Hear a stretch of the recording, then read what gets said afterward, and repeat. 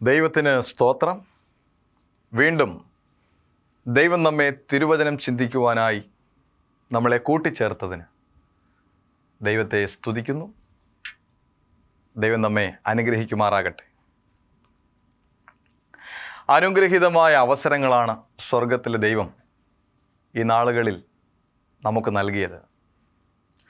ദൈവത്തിൻ്റെ പരിശുദ്ധാത്മാവ് എങ്ങനെ ആദ്യകാല സഭയെ നയിച്ചു, എങ്ങനെ അപ്പോസ്തലിക കാലഘട്ടങ്ങളിൽ കൂടെയിരുന്നു, നഷ്ടപ്പെട്ടുപോയ അവസ്ഥയിൽ സ്നേഹവും സമാധാനവും നഷ്ടപ്പെട്ടുപോയ സാഹചര്യത്തിൽ ഈ ആധുനിക സഭയെ ദൈവം എങ്ങനെ ആശ്വസിപ്പിക്കാമെന്ന് വാഗ്ദത്തം ചെയ്തു, അതെങ്ങനെ പാലിക്കപ്പെടുന്നു എന്നൊക്കെ തിരുവചനത്തിൽ കൂടെ നാം ശ്രദ്ധിച്ചു, കേട്ടു, പഠിച്ചു. ഇതെല്ലാം ചെയ്തു കഴിയുമ്പോഴും ദൈവസഭ എങ്ങനെയുള്ളതാണ് എന്നുള്ള അടയാളങ്ങളൊക്കെ നാം മനസ്സിലാക്കി കഴിയുമ്പോഴും ഒരു വലിയ ചോദ്യം ഇതിൻ്റെ പിറകിൽ ഇനിയും അവശേഷിക്കുന്നുണ്ട്, അല്ലേ? ഇപ്പോഴത്തെ നമ്മുടെ പ്രശ്നം ഇങ്ങനെയൊക്കെയാണ്. എല്ലാം പറഞ്ഞത് ശരിയാണ്, പക്ഷേ ദൈവത്തിൻ്റെ ആത്മാവിനെ എങ്ങനെ പ്രാപിക്കും? എന്നെ നേർവഴിക്ക് നടത്തുവാൻ, എന്നെ വിശ്വസ്തതയുള്ളവനായിരിക്കുവാൻ, ദൈവസഭയുടെ അടയാളങ്ങളെ തിരിച്ചറിയുവാൻ, നല്ല അടയാളങ്ങളെ നൽകപ്പെടുവാൻ പരിശുദ്ധാത്മാവ് വന്നേ മതിയാകൂ. സത്യം, ഞാൻ സമ്മതിക്കുന്നു. പക്ഷേ എങ്ങനെയാ ഈ പരിശുദ്ധാത്മാവിനെ ഒന്ന് പ്രാപിക്കുക? എപ്പോഴാണ് ഈ പരിശുദ്ധാത്മാവ് ഒന്ന് വരിക? പരിശുദ്ധാത്മാവ് എങ്ങനെയുള്ളവർക്ക് അത് ലഭിക്കുന്നു? ഞാൻ പരിശുദ്ധാത്മാവിനെ പ്രാപിക്കപ്പെടുവാൻ ഞാൻ യോഗ്യനാണോ? ശരിയായും ചിന്തിക്കുന്ന മനസ്സുകൾക്ക് ഒരു ചോദ്യം തന്നെയാണിത്. എന്നാൽ തിരുവചനം വളരെ വ്യക്തമായിട്ട് ഇതിനുള്ള ഉത്തരവും ദൂതും നമുക്ക് നൽകുന്നു. പരിശുദ്ധാത്മാവെ ശക്തി പകർന്നിടണമേ. ആദ്യ നൂറ്റാണ്ടിലെ അനുഭവം പോൽ അതിശയം ഈ ലോകത്തിൽ നടന്നിടുവാൻ അങ്ങയുടെ പിന്മഴയെ, അങ്ങയുടെ പരിശുദ്ധാത്മാവിനെ ഞങ്ങൾക്ക് നൽകണേ എന്നൊക്കെ നാം പാട്ടുകൾ പാടാറുണ്ട്. ഇങ്ങനെ നാം ദൈവമേ നീ എനിക്ക് നൽകണമേ, അങ്ങയുടെ പരിശുദ്ധാത്മാവിനെ തരണമേ എന്ന് ചോദിച്ചാൽ നൽകപ്പെടുന്ന ഒന്നാണോ ദൈവത്തിൻ്റെ ആത്മാവ്? അങ്ങനെ ദൈവത്തിൻ്റെ പരിശുദ്ധാത്മാവ് കേവലം ആഗ്രഹിക്കുന്നവരോട് എല്ലാവരുടെയും കൂടെ ഇരിക്കുന്നുണ്ടോ? പരിശുദ്ധാത്മാവ് അങ്ങനെ എല്ലാവരുടെയും കൂടെ സഞ്ചരിക്കുന്നുണ്ടോ? ആർക്കാണ് ഈ പരിശുദ്ധാത്മാവ് ലഭിക്കുക? തിരുവചനം പരിശോധിക്കുമ്പോൾ ഏത് സാഹചര്യത്തിൽ പരിശുദ്ധാത്മാവ് വ്യക്തികളിൽ നൽകപ്പെട്ടു, ഏത് ഉടമ്പടിയിന്മേൽ, ഏത് വ്യവസ്ഥയിന്മേൽ അത് നൽകപ്പെട്ടു, അത് ലഭിക്കുന്നതിന് ഞാൻ എന്തൊക്കെ ചെയ്യണം എന്നുള്ളതിനെക്കുറിച്ച് വിശദമായി ബൈബിൾ നമ്മോട് പറയുന്നു. ഇതിനെ പരിഗണിക്കാതെ, ഇത് പരിശോധിക്കാതെ കേവലം പരിശുദ്ധാത്മാവിനെ തരണേ ദൈവമേ എന്ന് പറയുന്നത് കൊണ്ട് ഈ ആത്മാവ് നൽകപ്പെടുകയില്ല. അങ്ങനെയാണെങ്കിൽ ഈ ലോക ജീവിതത്തിൽ എന്ത് ദുഷ്ടപ്രവൃത്തിയും ഏത് തരത്തിലുള്ള സാഹചര്യത്തിലും ജീവിക്കുന്ന ഒരാൾക്ക് ദൈവമേ അങ്ങയുടെ ആത്മാവിനെ എനിക്ക് നൽകണമേ എന്ന് പറഞ്ഞാൽ പോരെ? അങ്ങനെ നിസ്സാരമായി നൽകപ്പെടുന്ന ഒന്നാണോ പരിശുദ്ധാത്മാവ്? ഇത് വളരെയേറെ ഗൗരവമുള്ള സംഗതിയാണ്. ഈ പരിശുദ്ധാത്മാവ് കടന്നു വരുമ്പോൾ ബലഹീനനായ മനുഷ്യൻ ബലം പ്രാപിക്കുന്നു. രോഗത്താൽ വലഞ്ഞ് ഭാരപ്പെട്ടിരുന്ന വ്യക്തി രോഗസൗഖ്യം പ്രാപിക്കുന്നു. അതുവരെ സംസാരിക്കാൻ അറിയാതെ വിക്കുള്ള നാവുള്ളവനായിരുന്ന അവസ്ഥയിൽ നിന്ന് മാറി എൻ്റെ ദൈവത്തിൻ്റെ ശ്രേഷ്ഠവും വലുതുമായ വൻകാര്യങ്ങളെ പ്രസ്താവിക്കുവാൻ തക്കവണ്ണം അവൻ്റെ നാവിനെ സ്വർഗത്തിലെ ദൈവം തുറക്കുന്നു. ലോകത്തിൻ്റെ കാഴ്ചകൾ മാത്രം കണ്ടുകൊണ്ടിരുന്ന ഈ കണ്ണുകളെ തുറന്ന് ആത്മീയ സ്വർഗീയ ദർശനങ്ങളെ കാണുവാൻ പ്രാപ്തനാക്കുന്നു.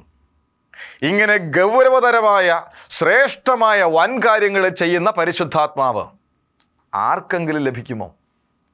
ഏത് ജീവിത സാഹചര്യത്തിലും ആയിരിക്കുന്ന ഒരു വ്യക്തിക്ക് അത് ലഭിക്കുമോ? അസാധ്യമെന്നേ എനിക്ക് പറയുവാനുള്ളൂ. തിരുവചനവും അങ്ങനെ തന്നെ പറയുന്നു. നമുക്ക് പരിശോധിക്കാം എങ്ങനെയാണ് ദൈവത്തിൻ്റെ ആത്മാവ് വ്യക്തികളിലേക്ക് കടന്നു വന്നത്. വിശുദ്ധ ബൈബിളിലേക്ക് വരാം. 1 ശമൂവേലിൻ്റെ പുസ്തകം 16-ാം അധ്യായം അതിൻ്റെ 13-ാമത്തെ വാക്യം നമുക്ക് വായിക്കാം. അവിടെ ഒരു സംഭവം പറയുന്നു. അങ്ങനെ ശമൂവേൽ തൈലക്കൊമ്പ് എടുത്ത് അവൻ്റെ സഹോദരന്മാരുടെ നടുവിൽ വെച്ച് അവനെ അഭിഷേകം ചെയ്തു. യഹോവയുടെ ആത്മാവ് അന്ന് മുതൽ ദാവീദിന്മേൽ വന്നു. തിരുവചനം ഇങ്ങനെയാണ് പറയുന്നത്, യഹോവയുടെ ആത്മാവ് അന്ന് മുതൽ ദാവീദിൻ്റെ മേൽ വന്നു. ദാവീദ് ആഗ്രഹിച്ചിരുന്നോ ഈ പരിശുദ്ധാത്മാവിനെ? ദാവീദ് അങ്ങനെ ചിന്തിച്ചിരുന്നോ? സങ്കീർത്തനങ്ങൾ നാം വായിക്കുമ്പോൾ ദാവീദ് ധാരാളം പ്രാവശ്യം ദൈവത്തിൻ്റെ ആത്മാവിനെ യാചിക്കുന്ന സന്ദർഭങ്ങൾ നമുക്ക് വായിക്കാൻ കഴിയുന്നുണ്ട്.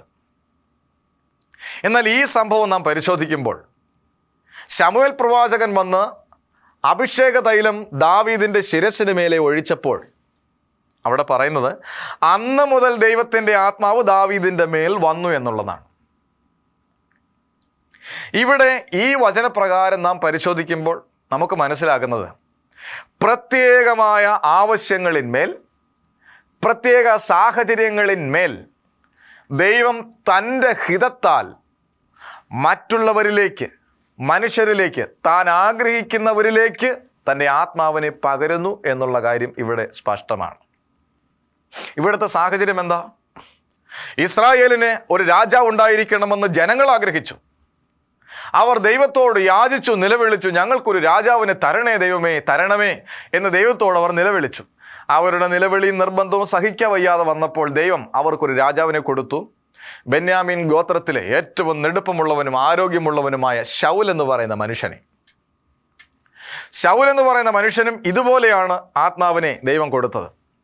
എന്നാൽ ശൗൽ തൻ്റെ ഉദ്യമത്തിൽ നിന്ന് പിന്തിരിഞ്ഞ് ദൈവത്തിൻ്റെ ഹിതം അന്വേഷിക്കാതെ വന്നപ്പോൾ, ദൈവത്തിൻ്റെ കൽപ്പനകളെ ലംഘിച്ചപ്പോൾ ആ സ്ഥാനത്ത് നിന്ന്, രാജാവായിരിക്കുന്ന സ്ഥാനത്ത് നിന്ന് ശൗലിനെ ദൈവം അകറ്റി, മാറ്റി, തള്ളിക്കളഞ്ഞു.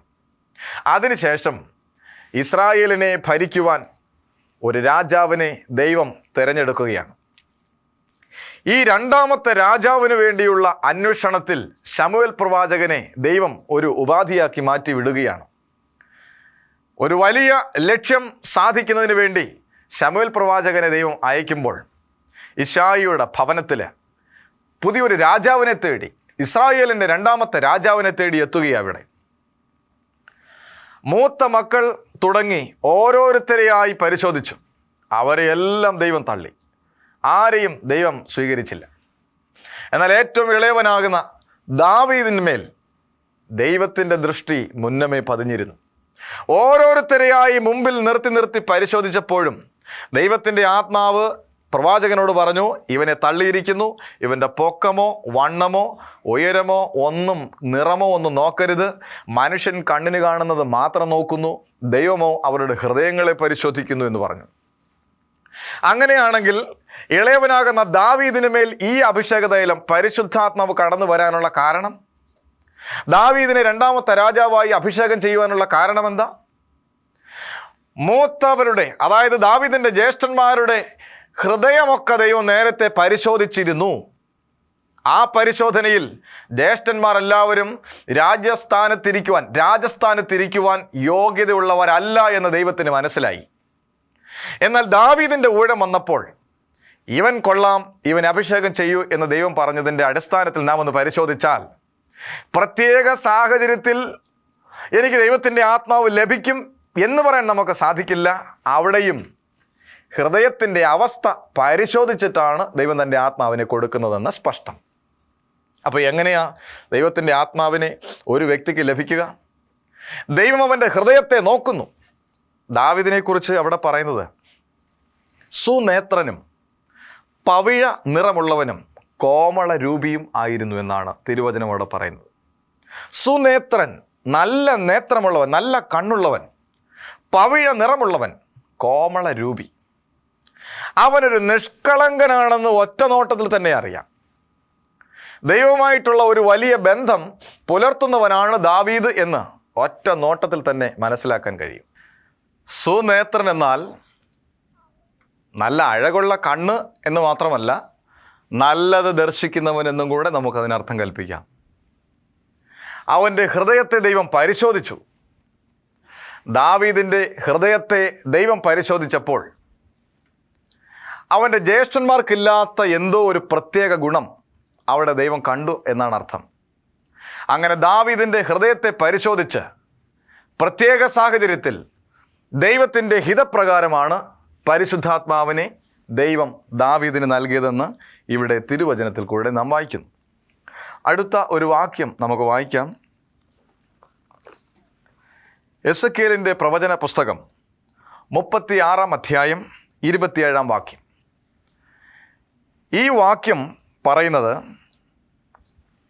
ഞാൻ എൻ്റെ ആത്മാവിനെ നിങ്ങൾക്ക് തരും, ഞാൻ എൻ്റെ ആത്മാവിനെ നിങ്ങളുടെ ഉള്ളിലാക്കി നിങ്ങളെ എൻ്റെ ചട്ടങ്ങളിൽ നടത്തും, നിങ്ങൾ എൻ്റെ വിധികൾ അനുസരിച്ച് അനുഷ്ഠിക്കുമെന്നർത്ഥം. ഞാൻ എൻ്റെ ആത്മാവിനെ നിങ്ങളുടെ ഉള്ളിലാക്കും, നിങ്ങളെ എൻ്റെ ചട്ടങ്ങളിൽ നടത്തും, നിങ്ങൾ എൻ്റെ വിധികൾ അനുസരിച്ച് അനുഷ്ഠിക്കും. ഇവിടെ ദൈവത്തിൻ്റെ ആത്മാവിനെ നൽകാമെന്ന് ദൈവം പറഞ്ഞിട്ട് നീ വെറുതെ അത് എടുത്തോ എന്ന് പറയുന്നില്ല, നീ അതിനെ അങ്ങ് കൈക്കൊണ്ടോ എന്ന് ദൈവം പറയുന്നില്ല. ഈ വാക്യത്തിൽ ഞാൻ നിനക്ക് എൻ്റെ ആത്മാവിനെ പകരും എന്ന് പറഞ്ഞതിന് ശേഷം അതിനോട് കൂട്ടിച്ചേർക്കുന്നത്, നിങ്ങളെ എൻ്റെ ചട്ടങ്ങളിൽ നടത്തും, നിങ്ങൾ എൻ്റെ വിധികൾ അനുസരിച്ച് അനുഷ്ഠിക്കും. ഇതിൻ്റെ അർത്ഥം എന്താ? പ്രത്യേക സാഹചര്യത്തിൽ ദാവീദിന് ദൈവം തൻ്റെ ആത്മാവിനെ കൊടുത്തു. അന്ന് മുതൽ ആത്മാവിനെ കൊടുത്തു. ആ നിമിഷം മുതൽ ദാവീദിൻ്റെ മേൽ ദൈവത്തിൻ്റെ ആത്മാവ് ഇരുന്നു എന്നർത്ഥം. അത് ദാവീദിൻ്റെ ഹൃദയത്തെ പരിശോധിച്ചിട്ട് അവൻ്റെ ജീവിതത്തിൻ്റെ സ്വഭാവങ്ങളെയും എല്ലാ വ്യതിയാനങ്ങളെ ദൈവം പരിശോധിച്ചതിന് ശേഷം ഇവിടെ എസെക്കിയേലിൻ്റെ പ്രവചനത്തിൽ പറയുന്നത്, ഞാൻ എൻ്റെ ആത്മാവിനെ നിനക്ക് തരും, പക്ഷേ നിങ്ങളെ എൻ്റെ ചട്ടങ്ങളിൽ നടത്തും, നിങ്ങൾ എൻ്റെ വിധികൾ അനുസരിച്ച് അനുഷ്ഠിക്കും. ഇവിടെ ഒരു ഉടമ്പടിയിന്മേലാണ് ദൈവം തൻ്റെ ആത്മാവിനെ കൊടുക്കുന്നത്. പരിശുദ്ധാത്മാവിനെ ദൈവം നമുക്ക് വാഗ്ദത്തം ചെയ്യുമ്പോൾ ചില ഉടമ്പടിയിൻ പ്രകാരമാണ് ദൈവം തൻ്റെ ആത്മാവിനെ നമുക്ക് പകരുന്നത്.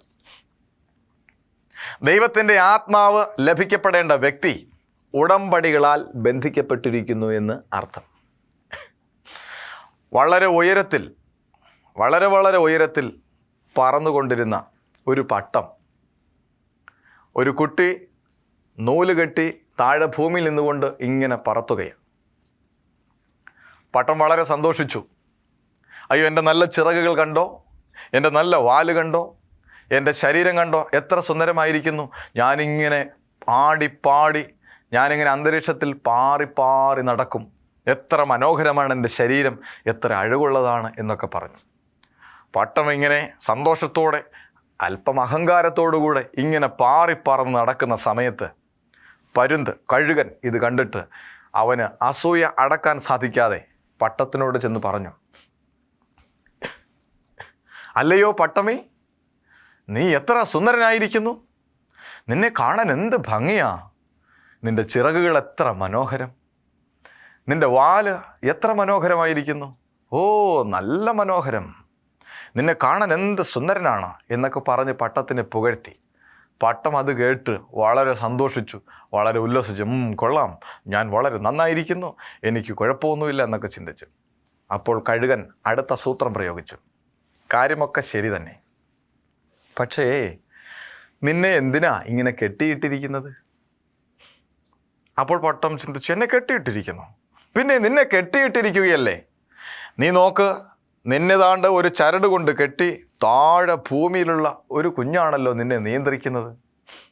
എന്നെ നോക്കൂ, എനിക്ക് ചിറകുണ്ട്, എനിക്ക് വാലുണ്ട്, അഴകുള്ള തൂവലുകളുണ്ട്, എനിക്ക് നല്ല കൊക്കുണ്ട്, സുന്ദരമായ ശരീരമുണ്ട്, ഞാൻ അന്തരീക്ഷത്തിൽ പാറി നടക്കുന്നു, എന്നെ ആരും കെട്ടിയിട്ടിട്ടില്ല, എന്നെ ആരും നിയന്ത്രിക്കുന്നതുമില്ല, ഞാൻ സ്വതന്ത്രനാണ്, എനിക്ക് എവിടെയും പോകാം, എവിടെയും പറന്നു ചെല്ലാം, എന്ത് കാര്യത്തിനും എനിക്ക് ഇടപെടാം, എല്ലാം ചെയ്യാം. പക്ഷെ നീ എത്ര സുന്ദരനാണ്, നീ നല്ലതായിരിക്കുന്നല്ലോ, നീ വളരെ മനോഹരനായിരിക്കുന്നല്ലോ, പക്ഷെ നിന്നെ കെട്ടിയിട്ടിരിക്കുകയാണല്ലോ എന്ന് പറഞ്ഞു. പാവം പട്ടം ചിന്തിച്ചു, ശരിയാണ്, അയ്യോ എന്നെ കെട്ടിയിട്ടിരിക്കുകയാണല്ലോ, ഈ സുന്ദരമായ ശരീരമുള്ള എന്നെ കെട്ടിയിട്ടിരിക്കുന്നു, ഇത്രയേറെ അഴകുള്ള എന്നെ കെട്ടിയിട്ടിരിക്കുന്നു, അയ്യോ ഇനി എന്ത് ചെയ്യും? ശരിയാണ്, ഈ കഴുകൻ പറഞ്ഞത് വളരെ ശരിയാ, ഞാനിനി എന്ത് ചെയ്യും എന്ന് ചോദിച്ചു, എന്നിങ്ങനെ ചിന്തിച്ചു. അപ്പോൾ കഴുകൻ സൂത്രം പ്രയോഗിച്ചു, ഒരു കാര്യം ചെയ്യട്ടെ, ഞാൻ ഈ ചരടിനെ അങ്ങ് കൊത്തി മുറിച്ച് കളഞ്ഞാലോ, നിനക്ക് പിന്നെ ഒരു ബന്ധനത്തിൻ്റെ ആവശ്യമില്ല, നിനക്ക് സുഖമായി പറക്കാം, സുഖമായി ആടാം, പാടാം, ഉല്ലസിക്കാം, എല്ലാം ചെയ്യാം. പട്ടം ചിന്തിച്ചു, ശരിയാണ്, അങ്ങനെയാണെങ്കിൽ കഴുകനോട് പറഞ്ഞു, ഹലോ ഫ്രണ്ട്, ഹലോ സുഹൃത്തെ, ഒരു കാര്യം അത് എത്രയും പെട്ടെന്ന് ചെയ്യ്, ആ നൂലങ്ങ് കൊത്തി മുറിച്ച് കളാം. ഇത് കേൾക്കേണ്ട താമസം കഴുകൻ വന്ന് ആ നൂല് കൊത്തി മുറിച്ചു. ആടിപ്പാടി ഉല്ലസിച്ച് തൻ്റെ സുന്ദരമായ മേനി പ്രദർശിപ്പിച്ച് നല്ല വാലും നല്ല ചിറകുമൊക്കെ ഇളക്കി ആടി തിമർത്തുകൊണ്ടിരുന്ന പട്ടത്തിൻ്റെ ചലനത്തിന് വ്യത്യാസം വന്നു. അതുവരെ സന്തോഷത്തോടുകൂടെ പാറി നടന്നിരുന്ന പട്ടത്തിൻ്റെ ചലനത്തിന് വ്യത്യാസം. അയ്യോ, ശരീരത്തിന് ഭാരം തോന്നിത്തുടങ്ങി, ചിറകുകൾ കുഴയുന്നു, വാല് ശരിയാകുന്നില്ല, തൻ്റെ ശരീരം ബലഹീനമാകുന്നത് പോലെ തോന്നി. അല്പസമയം കഴിഞ്ഞപ്പോഴേക്കും അത് തളർന്ന് അവശനായി ആടി കുഴഞ്ഞ് നിയന്ത്രണം നഷ്ടപ്പെട്ട് ശക്തമായി അടിച്ച കാറ്റിൽ എവിടേക്കോ പാറിപ്പോയി പറന്ന് തലകുത്തി മറിഞ്ഞ് താഴെ ഒരു മുളങ്കാടിൽ ചെന്ന് പതിച്ചു. കൂർത്തിരിക്കുന്ന മുളമുള്ളുകൾ ആ പട്ടത്തിൻ്റെ മനോഹരമായ ശരീരത്തിലേക്ക് കുത്തി തുളച്ച് കയറിയ സമയത്ത് അവൻ അതികഠിനമായ വേദനയുണ്ടായി. വലിയ പ്രയാസം തോന്നിയവന്. അയ്യോ, ഇതെന്തൊരു കഷ്ടമാ, ഞാൻ നേരത്തെ ആയിരുന്ന സമയത്ത് എന്ത് നന്നായിരുന്നു. ഒരു നൂല് കൊണ്ട് കെട്ടിയിരിക്കുന്നു, ഒരു ചരട് കൊണ്ട് കെട്ടിയിട്ടിരിക്കുന്നു എന്നുള്ള കുഴപ്പമേ ഉണ്ടായിരുന്നുള്ളൂ. പക്ഷേ ഇത് വളരെ കഠിനമായിപ്പോയി. ഇവിടെ നമ്മൾ എന്താ ചിന്തിക്കേണ്ടത്? സ്വാതന്ത്ര്യമുണ്ട്, എല്ലാം ലഭിക്കും, എല്ലാം നൽകപ്പെടും. പരിശുദ്ധാത്മാവിൻ്റെ കാര്യത്തിലും അങ്ങനെ തന്നെയാണ്. പരിശുദ്ധാത്മാവിനെ ദൈവം നമുക്ക് നൽകും. പക്ഷേ ഒരു നിയമത്തിന് നാം വിധേയരായിരിക്കണം. ദൈവമായിട്ടുള്ള ഒരു ബന്ധത്തിൽ നാം നിലനിന്നേ മതിയാകും. അതിനാണ് ദൈവം പറയുന്നത്, എൻ്റെ പരിശുദ്ധാത്മാവിനെ ഞാൻ നിനക്ക് നൽകും, പക്ഷേ നീ എൻ്റെ വിധികളെ അനുഷ്ഠിച്ച് അതിനെ ആചരിച്ച് അതിനെ പ്രമാണിക്കണം എന്ന് പറഞ്ഞാൽ ചുരുക്കത്തിൽ ഇങ്ങനെ പറയാം, ദൈവത്തിൻ്റെ പരിശുദ്ധാത്മാവ് ലഭിക്കണമെങ്കിൽ ഒന്ന് നാം ചിന്തിച്ചു, പ്രത്യേക സാഹചര്യത്തിൽ ഹൃദയത്തിൻ്റെ അവസ്ഥ നോക്കി ദൈവത്തിൻ്റെ ഹിതപ്രകാരം പരിശുദ്ധാത്മാവിന് വ്യക്തികളെ നൽകപ്പെടുന്നു. രണ്ട്, ഒരു ഉടമ്പടിയിന്മേൽ, തീരുമാനത്തിന്മേൽ, ദൈവത്തിൻ്റെ വചനം ഞാൻ അനുഷ്ഠിക്കും എന്നുള്ള എൻ്റെ ദൃഢ നിശ്ചയത്തിന്മേൽ പരിശുദ്ധാത്മാവിനെ ദൈവം എനിക്ക് നൽകും. ഓക്കെ, നമുക്ക് അടുത്ത ഭാഗത്തേക്ക് പോകാം. അപ്പോസ്തല പ്രവൃത്തിയുടെ പുസ്തകം 1-ാം അധ്യായം അതിൻ്റെ 4-ാമത്തെ വാക്യം നമുക്ക് വായിക്കാം. അങ്ങനെ അവർ ഒന്നിച്ചു കൂടിയിരിക്കുമ്പോൾ അവൻ അവരോട്, അതായത് യേശു അവരോട്, നിങ്ങൾ യെരൂശലേമിൽ നിന്ന് വിട്ടുപോകാതെ എന്നോട് കേട്ട പിതാവിൻ്റെ വാഗ്ദത്തത്തിനായി കാത്തിരിക്കണം. ഇവിടെ പരിശുദ്ധാത്മാവ് ലഭിക്കുവാൻ ഒരു കൂട്ടം ആളുകൾ ഇരിക്കുന്നു. പക്ഷേ ഒരു പ്രത്യേകതയുണ്ട്, അവർ കാത്തിരിക്കുകയാണ്. ദൈവം വാഗ്ദത്തം ചെയ്യുന്ന പരിശുദ്ധാത്മാവിനെ പ്രാപിച്ചെടുക്കുവാൻ ഇവിടെ ഒരു കാത്തിരിപ്പിൻ്റെ അനുഭവമുണ്ട്. കാത്തിരുന്നേ മതിയാകും, അല്ലാതെയുള്ളവർക്ക് ഈ പരിശുദ്ധാത്മാവ് ലഭിക്കുകയില്ല. എന്താ ഈ കാത്തിരിപ്പിൻ്റെ അർത്ഥം? അവരോട് യേശു പറഞ്ഞു, നിങ്ങൾ കാത്തിരിക്കണം. അവർ കാത്തിരിക്കുക എന്ന് പറഞ്ഞാൽ വെറുതെ എവിടെയെങ്കിലും ചെന്ന് കിടന്ന് ഉറങ്ങിയതാണോ? കാത്തിരിപ്പിൻ്റെ പ്രയാസവും അതിൻ്റെ പ്രതികൂലവും കാത്തിരുന്നിട്ടുള്ള പലർക്കും അറിയാം. പരിശുദ്ധാത്മാവിന് വേണ്ടിയിട്ടല്ല, പലതിനും വേണ്ടി നമ്മൾ കാത്തിരുന്നിട്ടുണ്ട്. ഇങ്ങനെ കാത്തിരിക്കുമ്പോൾ അവിടെ ഉണ്ടാകുന്ന വികാരം, ഉത്കണ്ഠ, ആശങ്ക, ആ വരുന്നത് എന്താണോ അതിനെ നേരിടുവാനുള്ള തയ്യാറെടുപ്പ്, അതിനു വേണ്ടിയിട്ടുള്ള ഒരുക്കം, അതിനു വേണ്ടിയിട്ടുള്ള ശ്രദ്ധ, ഇതെല്ലാം ഒരു കാത്തിരിപ്പിലുണ്ടാകും. ഇവിടെ പരിശുദ്ധാത്മാവിന് വേണ്ടി കാത്തിരിക്കണമെന്ന് യേശു ശിഷ്യന്മാരോട് പറഞ്ഞതിൻ്റെ സാരം, കാത്തിരിക്കുന്ന പ്രിയപ്പെട്ടവരുടെ അവസ്ഥ ശരിക്കും എൻ്റെ ദൈവത്തിന് അറിയണം, അതിനു വേണ്ടിയിട്ടാണ്. ഇവിടെ പരിശുദ്ധാത്മാവിന് വേണ്ടി കാത്തിരിക്കുന്നവൻ ശ്രദ്ധയോടുകൂടെ ഇരുന്നു. ഈ വരുന്നത്, എന്നിലേക്ക് വരുന്നത് എന്താണോ അതിനെ പ്രാപിക്കുവാൻ ഒരുക്കമുള്ളവനായിട്ടിരുന്നു. അതിനെ സ്വീകരിപ്പാൻ ഞാൻ ഒരുങ്ങിയിരുന്നു. ഹൃദയത്തിൻ്റെ അവസ്ഥ ഒരുങ്ങി, ശരീരം ഒരുങ്ങി, മനസ്സൊരുങ്ങി, വിശ്വാസപരമായി ഒരുങ്ങി, ആദർശപരമായിട്ട് അവർ ഒരുങ്ങി. യേശുവിനെ സാക്ഷീകരിക്കാൻ അവർ സമൂലം, സമ്പൂർണമായും അവർ ഒരുക്കപ്പെട്ടു എന്നാണ് ഈ കാത്തിരിപ്പിൻ്റെ അർത്ഥം. അപ്പോൾ യേശു പറയുന്നു, പരിശുദ്ധാത്മാവിനെ നിങ്ങൾക്ക് നൽകപ്പെടുവാൻ നിങ്ങൾ കാത്തിരിക്കണം. നമ്മൾ ചിന്തിച്ചു വന്ന വിഷയം എന്താ? നമ്മൾ ചിന്തിച്ചതാകുന്ന ആ പോയിൻറ്റ്സ് എന്തൊക്കെയാണ്? പ്രത്യേക സാഹചര്യങ്ങളിൽ ദൈവഹിതപ്രകാരം മനുഷ്യൻ്റെ, വ്യക്തികളുടെ ഹൃദയത്തിൻ്റെ അവസ്ഥ നോക്കി അവൻ്റെ സ്വഭാവം പരിഗണിച്ചിട്ട് നല്ലതാണോ എന്ന് പരിശോധിച്ച് ദൈവം ആത്മാവിനെ നൽകുന്നു. രണ്ട്, ഉടമ്പടികളിന്മേൽ, ദൈവത്തിൻ്റെ വചനം അനുസരിക്കുവാനുള്ള പ്രത്യേക ഉടമ്പടികളിന്മേൽ, തീരുമാനങ്ങളിന്മേൽ പരിശുദ്ധാത്മാവ് നൽകപ്പെടുന്നു. 3, കാത്തിരിക്കുന്നവർക്ക് പരിശുദ്ധാത്മാവിനെ നൽകപ്പെടുന്നു. വിശുദ്ധ ബൈബിൾ ഉറക്കെ പ്രഖ്യാപിക്കുന്ന കാര്യമാണിത്. അയ്യോ ദൈവമേ, നീ എനിക്കിങ്ങ് നൽകണമേ എന്ന് പറയുന്നത് കൊണ്ട് നമുക്കൊരിക്കലും പരിശുദ്ധാത്മാവെന്ന ദാനം ലഭിക്കുകയില്ല. പരിശുദ്ധാത്മാവ് ദാനം തന്നെയാണ്. അതെൻ്റെ ദൈവം നമ്മുടെ അയോഗ്യതകൾ അറിഞ്ഞ് നമ്മളെ ശക്തീകരിക്കാൻ നൽകുന്നതാണ്. പക്ഷേ ആവശ്യമില്ലാത്തിടത്ത് പ്രവർത്തിക്കലല്ല പരിശുദ്ധാത്മാവ് ചെയ്യുക. ആവശ്യബോധത്തോടെ ദൈവത്തിൻ്റെ ഹിതം നടപ്പിലാക്കുവാൻ, ദൈവത്തിൻ്റെ പദ്ധതിക്ക് ചുക്കാൻ പിടിക്കുവാൻ, അനേകരെ ദൈവത്തെങ്കിലേക്ക് ഒരുക്കിയെടുക്കുവാൻ, ഹൃദയമൊരുക്കുവാൻ, മനസ്സൊരുക്കുവാൻ, ശരീരങ്ങളെ ഒരുക്കുവാൻ, ഒരു പുതുയുഗത്തിന് വേണ്ടി, യേശുക്രിസ്തുവിൻ്റെ വരവിന് വേണ്ടി ഒരുക്കുവാൻ, ഇങ്ങനെ വലിയ ശ്രേഷ്ഠതയേറിയ ജോലിയാണ് പരിശുദ്ധാത്മാവ് ചെയ്യുന്നത്. അതുകൊണ്ട് തന്നെ അതിൻ്റെ പ്രവർത്തനത്തിന് അർത്ഥവും ആഴവും വ്യാപ്തിയും കൂടും. നമ്മൾ അനേക വിഷയങ്ങളെക്കുറിച്ച് പരിശോധിച്ചു. ദൈവത്തിൻ്റെ സഭയും പരിശുദ്ധാത്മാവും തമ്മിലുള്ള ബന്ധം. പരിശുദ്ധാത്മാവില്ലാതെ ദൈവത്തിൻ്റെ സഭയില്ല. പരിശുദ്ധാത്മാവിൻ്റെ വ്യാപാരമില്ലാതെ മാനസാന്തരപ്പെടുന്ന വ്യക്തികളില്ല. പരിശുദ്ധാത്മാവിൻ്റെ പ്രവർത്തനമില്ലാതെ ഒരുക്കപ്പെടുന്ന ഹൃദയങ്ങളില്ല. പരിശുദ്ധാത്മാവിൻ്റെ പ്രവർത്തനമില്ലാതെ നിഷ്ഠകളില്ല, അനുഷ്ഠാനങ്ങളില്ല, ദൈവത്തിൻ്റെ സന്നിധിയിൽ അനുസരണമില്ല, നല്ല ഫലങ്ങളില്ല, ഒന്നുമില്ല. ഈ നിമിഷം മുതൽ ഈ വചനം ശ്രമിക്കുന്ന എൻ്റെ പ്രിയപ്പെട്ട സ്നേഹിതരെ, ദൈവാത്മാവിൽ നിങ്ങളോട് പറയുന്ന കാര്യം ഇതാണ്.